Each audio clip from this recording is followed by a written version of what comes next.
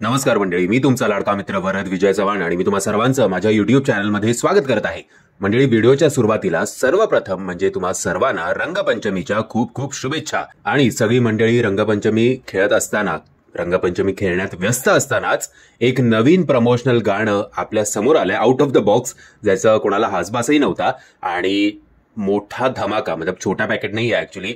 या सिनेमाचा स्टारकास्ट बघितल्यावर मोठा पॅकेट मोठा धमाका असंच होणार आहे आणि मोठ्या धमाक्यावालंच हे गाणं आहे. कारण एरवी आपण समजा साऊथची गाणी बघतो किंवा साऊथच्या गाण्यांमध्ये कलाकारांचा नाच बघतो, ते बघून आपल्याला वाटतं काय एनर्जी लावतात राव. हीच same feeling, what energy, what beautifulness, just looking like a wow, असंच तुम्हाला वाटेल जेव्हा तुम्ही नाच ग घुमाचं प्रमोशनल सॉन्ग बघाल तेव्हा. आणि नो डाऊट मुक्ता असेल किंवा नम्रता असेल, याच्या अभिनयाचे आपण सगळे चाहते आहोतच, बट या दोघींनी जी एनर्जी लावली ना गाण्यात, आणि ज्या दोघी खूप सुंदर दिसल्यात, सो मजा येते बाबा हे गाणं बघायला. आणि या गाण्यानी जर बाईपण भारी देवा धुमाकूळ घालू शकतं, तो आय थिंक नेक्स्ट लाईन मध्ये आहे नाच ग घुमा हा सिनेमा आणि एस्पेशली हे गाणं.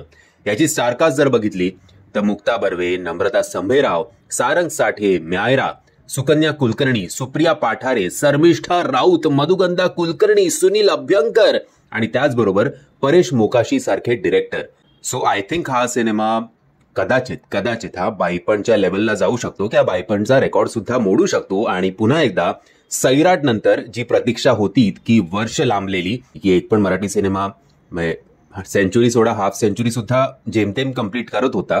जेमतेम म्हणजे नाहीच आहे तेवढे, पण तर हा सिनेमा सेंचुरी कंप्लीट करेल कलेक्शनच्या बाबतीत अशी आशा करूया.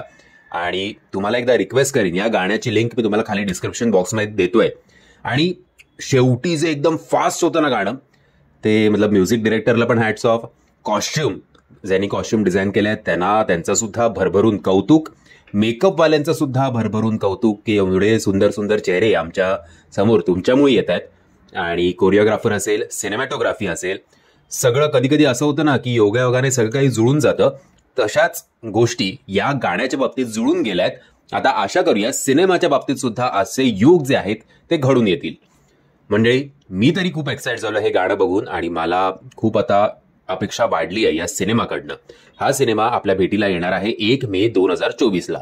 जर मी काही रिलीज डेट चुकीचं बोललं असेल तर मला कमेंटच्या माध्यमातून करेक्ट करा. मी आशा करतो तुम्हाला हा व्हिडिओ आवडला असेल. जर तुम्हाला हा व्हिडिओ आवडला असेल तर प्लीज या व्हिडिओला लाईक, शेअर आणि चॅनलला सबस्क्राईब करायला विसरू नका. जय हिंद, जय महाराष्ट्र.